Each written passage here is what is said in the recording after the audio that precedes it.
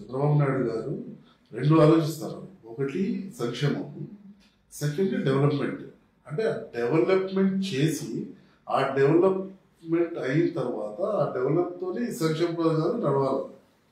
ఈ సంక్షేమ పథకాలు కంటిన్యూ కావాలి. అంటే మనకు మన స్టేట్ కి ఇంపార్టెంట్ ఏంటి? ఒకటి రాజధాని, రాజధాని తర్వాత పోలవరం తర్వాత హంద్రీనీవా ఇది మొత్తం వాటర్ రాయలసీమకు వాటర్ రావాలి హంద్రీనీవా.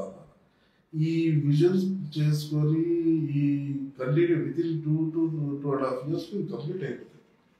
ఈ కంప్లీట్ అయిన తర్వాత రెవెన్యూ ఆటోమేటిక్ జనరేట్ అవుతుంది.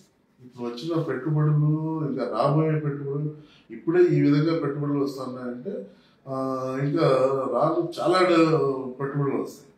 ఆ పెట్టుబడులతో జాబ్స్ చాలా వస్తాయి. ఆల్మోస్ట్ లోకేష్ గారు 20 lakhs జాబ్స్ క్రియేట్ చేస్తున్నారు. ఆ విధంగానే ఇప్పటికి 4 lakh జాబ్స్ వచ్చేటట్టుగా కనపడతా ఉన్నాయి. ఇప్పుడు 4.5 lakhs పెట్టుబడులు వస్తే దానికి ఆల్మోస్ట్ 4 lakh జాబ్స్ వస్తాయి.